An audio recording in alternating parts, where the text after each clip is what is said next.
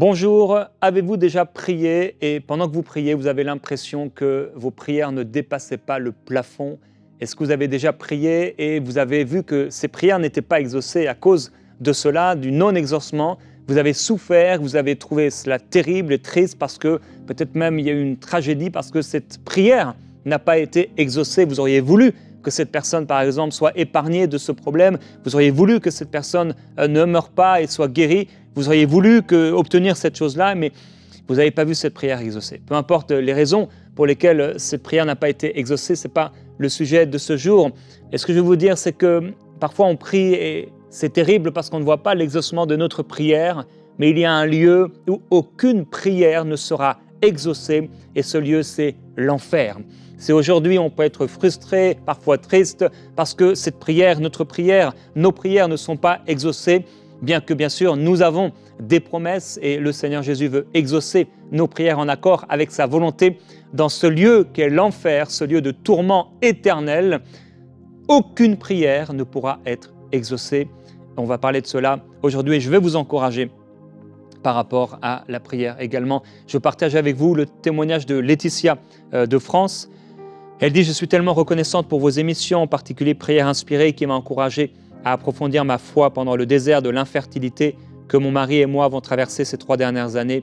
J'avais un peu perdu espoir et je disais au Seigneur que je ne trouvais aucun enseignement abordant le combat de l'infertilité pour m'aider à y voir plus clair. Puis il y a 3 mois, en écoutant dans l'émission, dans l'Ancien Testament, Dieu guérissait les malades. Dans Prière inspirée, ma foi a été ravivée et j'ai compris que Dieu était intervenu dans nos vies et que je serais enceinte prochainement. On m'avait diagnostiqué le syndrome des ovaires polykystiques et on m'avait dit que je ne pourrais pas concevoir sans traitement. Mais ce mois-là, l'ovulation a eu lieu sans injection, sans avertissement. Par la suite, j'ai reçu une confirmation lors de la soirée de louange avec Jean-Jean. Le pasteur Jérémie, à travers son enseignement et sa prière, m'a encouragé à rendre gloire à Dieu, quelles que soient les circonstances, et à lui faire confiance. 1 mois plus tard, j'ai découvert que j'étais enceinte.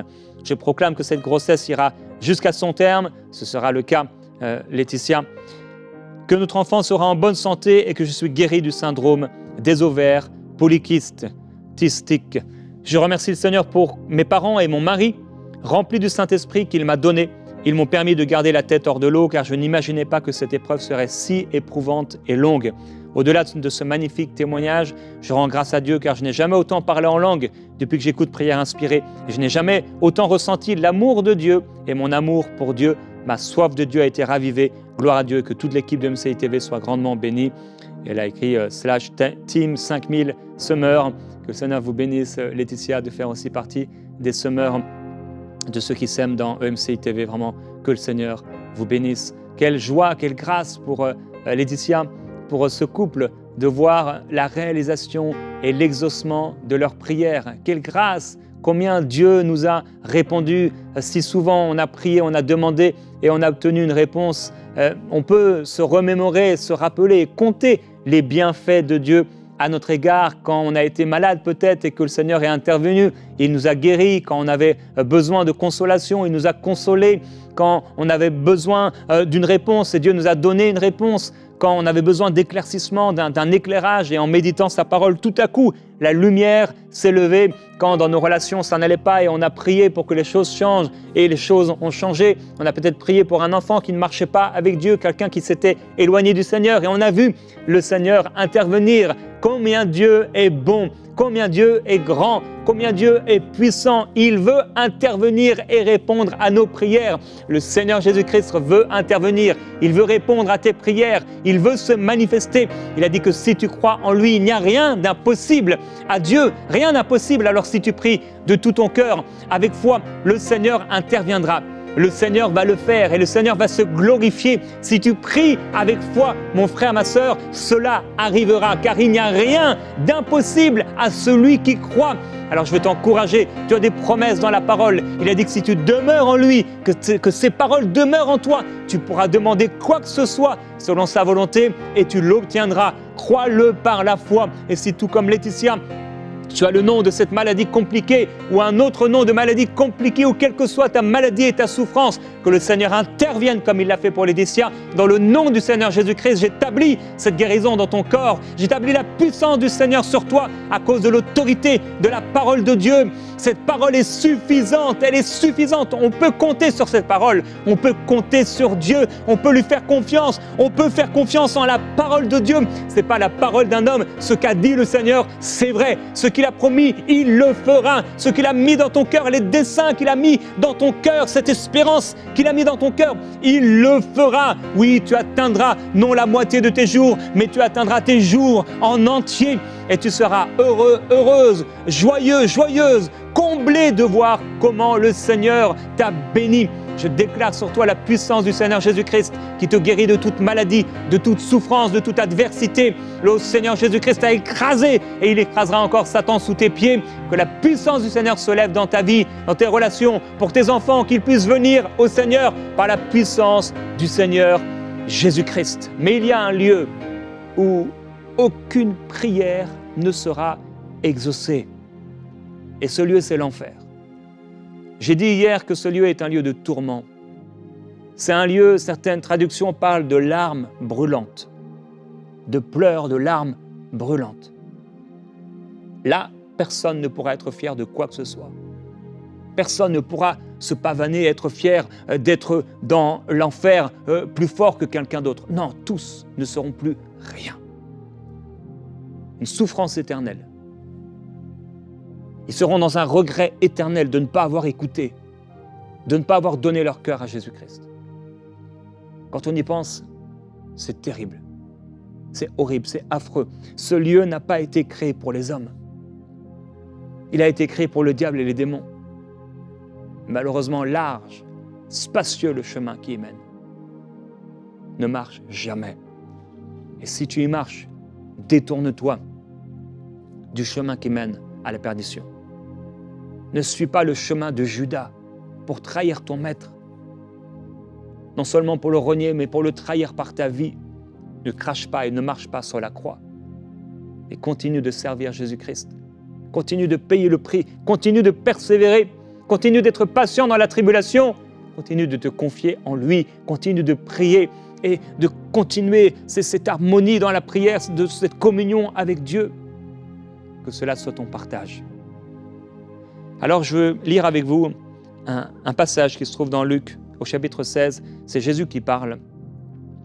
Et il dit au verset 19, « Il y avait un homme riche qui était vêtu de pourpre et de fin lin et qui chaque jour menait joyeuse et brillante vie. » Aujourd'hui, il est peut-être pas vêtu de pourpre et de fin lin, mais on pourrait parler des maisons, des possessions, des voitures, de l'argent, des vêtements de marque.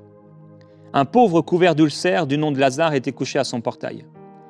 Il aurait désiré se rassasier de ce qui tombait de la table du riche. Même les chiens venaient lécher ses ulcères. Le pauvre mourut et fut porté par les anges dans le sein d'Abraham. Alors, il y avait jusqu'à la mort et la résurrection du Seigneur dans le séjour des morts. Le séjour des morts était composé en deux parties.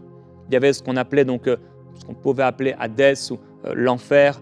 Donc cette partie du séjour des morts où allaient tous ceux qui ne connaissaient pas Dieu, qui n'étaient pas soumis à Dieu, qui ne faisaient pas partie du peuple de Dieu. Et il y avait ce qu'on appelait le sein d'Abraham, là où c'était un lieu de repos et d'attente jusqu'à ce que Christ puisse mourir et ressusciter d'entre les morts. Et donc Lazare se retrouve dans le sein d'Abraham, qu'on pourrait appeler le paradis. Le riche aussi mourut et fut enseveli. Dans le séjour des morts, il leva les yeux, et en proie au tourment, il vit de loin Abraham et Lazare dans son sein. Il s'écria, « Père Abraham, aie pitié de moi et envoie Lazare pour qu'il trempe le bout de son doigt dans l'eau et me rafraîchisse la langue, car je souffre dans cette flamme. » Abraham répondit, « Mon enfant, souviens-toi que tu as reçu tes biens pendant ta vie et que de même Lazare a eu les maux. Maintenant, il est ici consolé et toi, tu souffres. En plus de tout cela, entre vous et nous se trouve un grand abîme, afin que ceux qui voudraient passer d'ici vers vous ne puissent le faire et qu'on ne parvienne pas non plus de là vers nous. » Le riche dit, « Je te demande donc, Père, d'envoyer Lazare dans la maison de mon père, car j'ai 5 frères. Qu'il leur apporte son témoignage, afin qu'ils ne viennent pas aussi dans ce lieu de tourment. » Abraham répondit, « Ils ont Moïse et les prophètes, qu'ils les écoutent. » Et il dit, « Non, mon père Abraham, mais si quelqu'un des morts va vers eux, ils se repentiront. » Et Abraham lui dit, « S'ils n'écoutent pas Moïse et les prophètes, ils ne se laisseront pas persuader, même si quelqu'un ressuscitait d'entre les morts. » Voilà une tragique histoire, image de la souffrance, des regrets, de l'intercession qu'on peut trouver en enfer. Il y a certainement aujourd'hui des gens qui sont en enfer, et même s'il y a un lieu et ce lieu est sans aucune espérance, pourtant il est certain que les hommes ont crié vers Dieu. Même si dans ce lieu, l'amour n'existe plus, la bonté et la grâce de Dieu ne s'y manifestent pas. On peut voir ici cet homme qui est l'image d'un homme qui n'a pas marché avec Dieu, qui a refusé de suivre le Seigneur Jésus-Christ et d'entendre alors qu'il était sur la terre, et que sur la terre, il pouvait entendre la parole de Dieu à travers les prophètes, à travers la parole. Et le voici qui meurt parce qu'en fait, il ne pensait pas à l'après. Il ne pensait qu'au maintenant. Selon qu'il est écrit, mangeons et buvons parce que demain nous mourrons. Et le voilà mort, mais là il réalise, c'est la mort éternelle. Un lieu horrible où il supplie premièrement d'avoir une goutte d'eau de ce Lazare. Une goutte d'eau pour rafraîchir sa bouche. J'ai dit que dans ce lieu, l'enfer, il n'y aura aucune manifestation de la grâce et de la bonté de Dieu. De ce lieu auront été enlevées toute bonté, toute présence de Dieu, toute grâce de Dieu. Aujourd'hui, on peut vivre la bonté de Dieu, la pluie tombe sur le juste et l'injuste, mais là, aucune goutte d'eau, rien. Cette prière n'est pas exaucée. Il priait, on sent dans cette prière qu'il aurait voulu sortir de ce lieu, mais il y a un grand abîme qui est là. Il ne peut en sortir. Cette prière et le désir de son cœur n'est pas exaucé. Il supplie, il demande à Abraham que Lazare puisse aller, ou qu'on puisse aller apporter la bonne nouvelle et prêcher à sa famille, d'envoyer Lazare dans la maison de son père. Mais cette prière n'est pas exaucée. Alors il supplie et il entre cette fois-ci peut-être dans une intercession et une prière si profonde, et il demande, bon, mais si quelqu'un des morts va vers eux, si quelqu'un ressuscite, là ils croiront. Si Lazare ressuscite, ils croiront. Et cette prière n'est pas exaucée. En enfer, aucune prière ne sera exaucée. C'est pourquoi le purgatoire n'existe pas. Il n'y a pas un entre-deux nous donnant l'espérance que bien, même si on a vécu notre vie comme bon nous semblait, on sera pendant un temps dans un lieu entre deux corrigé, et après on ira au ciel. Non, après la mort vient le jugement, un point, c'est tout, après c'est terminé, c'est fini. En enfer, aucune prière, aucune supplication, aucune intercession, aucune demande, rien. Rien ne sera exaucé. Il n'y aura plus aucun espoir de voir Dieu sortir quelqu'un de l'enfer. Aucun espoir que de ce lieu sorte quelque chose qui changerait quelque chose sur la terre ou dans les cieux. Rien. Plus d'écoute. Plus de possibilité de voir des prières exaucées. Plus de possibilité de voir Dieu répondre à des prières. Il écrit au sujet des Juifs dans le livre de Zacharie, au chapitre 7, « Ils ont refusé d'être attentifs. Ils se sont révoltés, ils ont endurci leurs oreilles pour ne pas entendre. Ils ont rendu leur cœur dur comme le diamant pour ne pas écouter la loi et les paroles que l'Éternel, le Maître de l'univers, leur adressait par son esprit, par les premiers prophètes. Alors l'Éternel, le Maître de l'univers, s'est enflammé d'une grande colère. Quand il l'appelait, ils n'ont pas écouté. C'est pourquoi, dit l'Éternel, le Maître de l'univers, je n'écouterai pas quand ils appelleront. » Ici sur la terre, Dieu appelle. Et il t'appelle, si tu ne connais pas le Seigneur Jésus-Christ, il t'appelle en ce moment à travers ma bouche. Il est question de ton salut. Dieu veut te sauver. L'enfer existe. Que tu y crois, que tu n'y crois pas, cela ne change rien. L'enfer existe. Et si tu ne crois pas en Dieu, tu vas aller en enfer. Et non seulement si tu ne crois pas en Dieu, mais si tu n'as pas donné ta vie à Jésus-Christ, si tu ne vis pas pour Dieu, mais que tu vis encore aujourd'hui pour toi-même, tu vas aller en enfer. Si tu vis n'importe comment, tu vis et tu demeures dans le péché, tu n'as aucune crainte de Dieu, tu vas aller en enfer. Et en enfer, il n'y aura aucune solution, aucune possibilité que tu sois sauvé. Aucune possibilité de prier que Dieu t'envoie dans un lieu qui s'appellerait le purgatoire ou que Dieu t'envoie au ciel. À aucun moment. On peut trouver long des épreuves qui durent plusieurs années. On peut trouver long le temps et se rappeler quand on avait 10 ans, lorsqu'on avait 15 ans, et nous voilà à 40 ans, à 50 ans, à 60 ans, et trouver que waouh, il s'est passé tellement de temps. Imagine si, depuis ta naissance, tu souffrais horriblement dans un lit d'hôpital. Mais en enfer, ça ne s'arrête jamais, ça ne s'arrêtera jamais. Tu ne peux pas jouer avec la grâce de Dieu, l'amour de Dieu. Dieu veut te faire grâce, il veut pardonner tes péchés. Le Seigneur dit dans le livre d'Ézéchiel, « Moi aussi j'agirai avec fureur. Mon regard sera sans pitié et je n'aurai aucune compassion. Quand ils crieront à pleine voix vers moi, je ne les écouterai pas. » Voilà ce qui se passera en enfer. Il n'y aura plus aucune compassion de la part du Seigneur parce qu'il y a eu la compassion sur la terre. Nous sommes dans le temps de la compassion et de la grâce. Dieu veut faire grâce. C'est aujourd'hui le jour du salut. Mais en enfer, aucune possibilité de toucher, de bénéficier à la compassion de Dieu. Nous lisons dans le Nouveau Testament que ces gens auront pour châtiment une ruine éternelle, loin de la face du Seigneur et de la gloire de sa force. Aucune puissance de Dieu pour nous sortir de là. Aucune gloire de Dieu, aucune lumière. Le Seigneur dira, l'Éternel dira, Dieu dira, le Maître de l'univers dira, « Allez-vous-en loin de moi, maudit. » Aujourd'hui, on peut prier. Aujourd'hui, on peut faire appel à Dieu. Aujourd'hui, Dieu peut répondre à nos prières et il veut répondre à nos prières. Dans le livre aux Hébreux, il est écrit que le Seigneur est venu,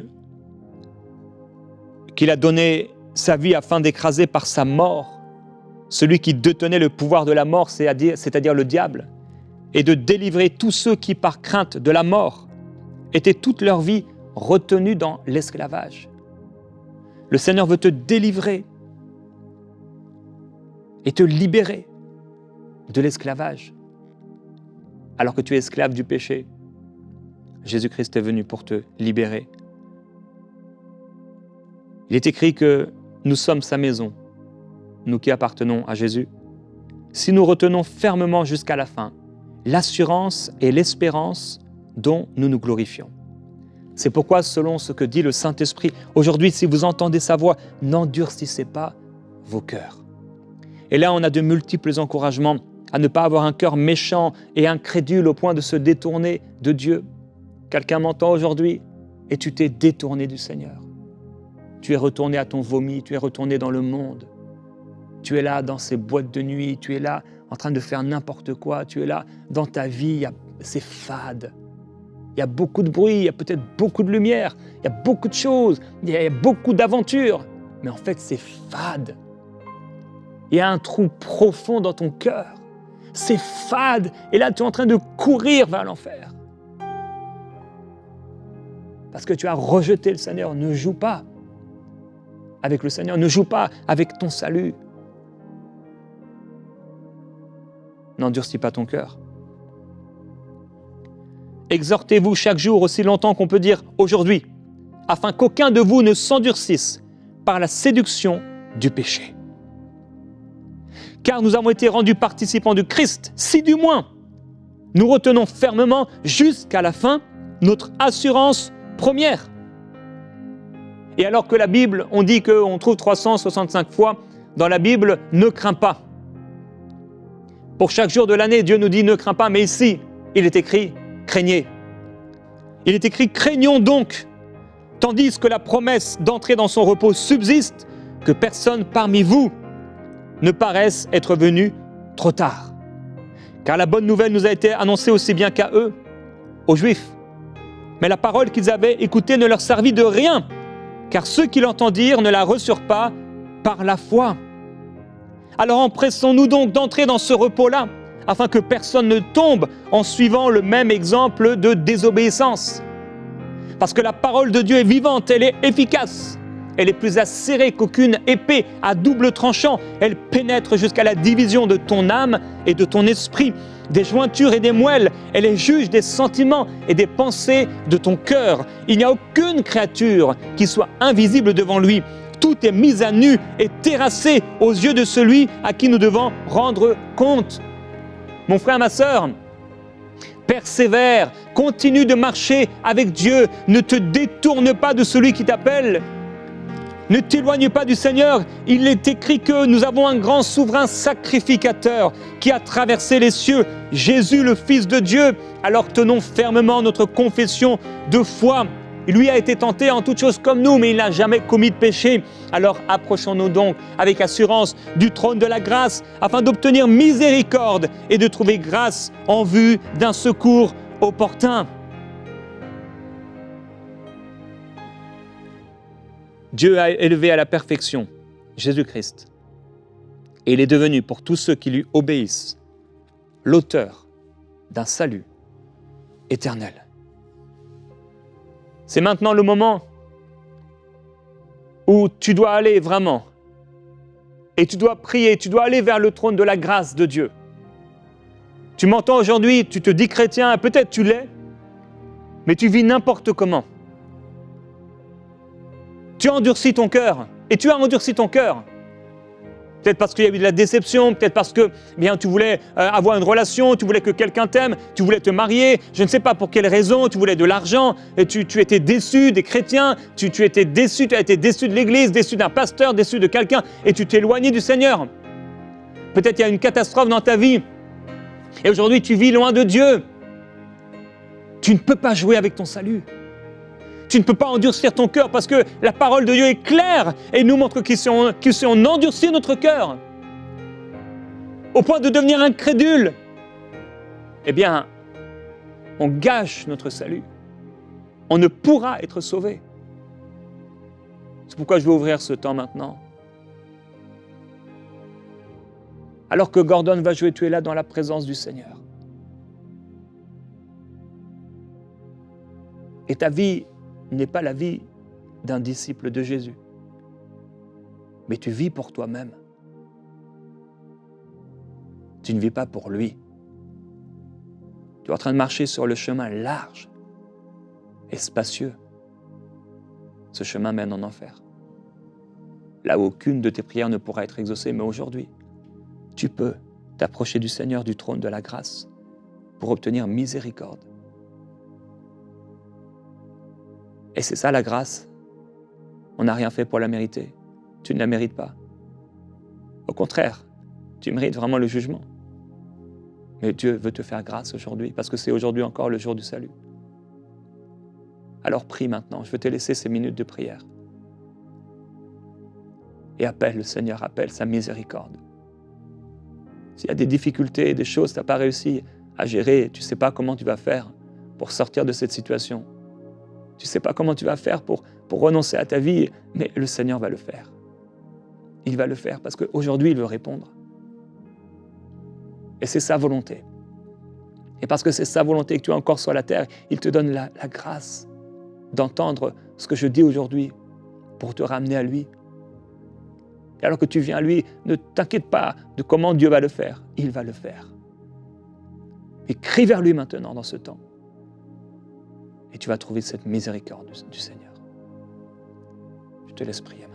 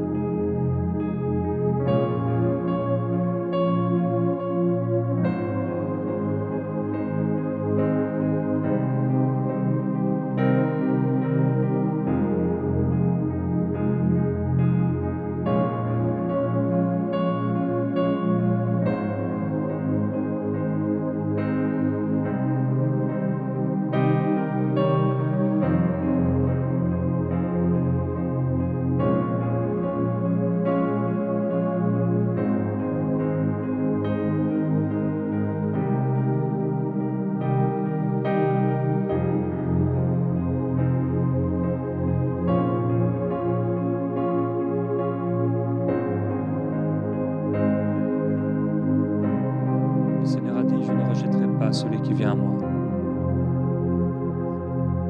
Et alors que ton cœur est touché aujourd'hui, le Seigneur ne te rejette pas. Le diable veut te laisser te garder sous son joug, esclave. Mais le Seigneur Jésus-Christ, comme il a pardonné Pierre, il te pardonne. Et alors que tu es sincère et que tu veux vraiment revenir à lui, il te pardonne. Et il jette tes péchés.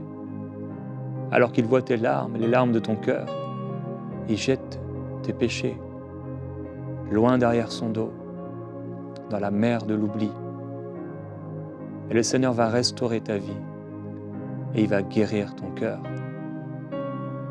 et te consoler. Je prie pour toi. Étends tes mains vers le Seigneur maintenant. Père, je prie pour cette personne. Elle s'était éloignée, loin de toi.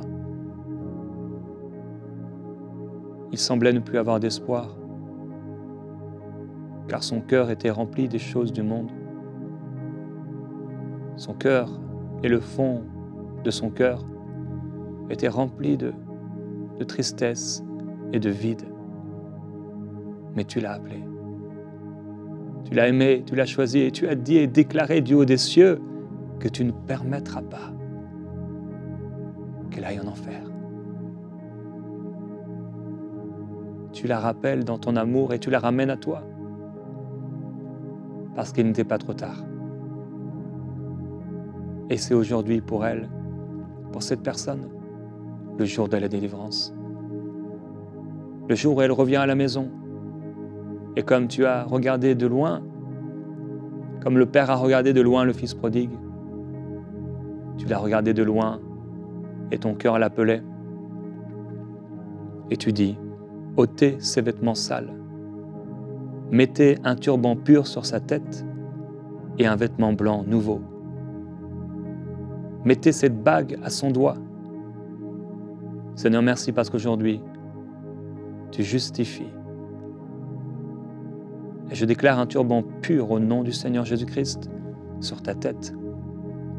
Et un vêtement nouveau, blanc, pur, comme si tu n'avais jamais péché. Et ton cœur se souviendra que tu t'es éloigné de lui. Et ton amour sera grand. Car à celui à qui on a beaucoup pardonné, il aime beaucoup. Tu vas aimer le Seigneur. Et il va restaurer ta vie. Et il va mettre les choses en place. Et dans ton cœur, alors que tu reviens à sa parole, que tu reviens à son Église, que tu reviens à ton amour pour lui, il va te diriger. Il va arranger les choses. Fais-lui confiance. Il est là. Il ne t'abandonnera pas. Il ne te délaissera pas. Que son amour te trouve aujourd'hui, te remplisse, te guérisse, te touche et te dirige. Que Dieu te bénisse.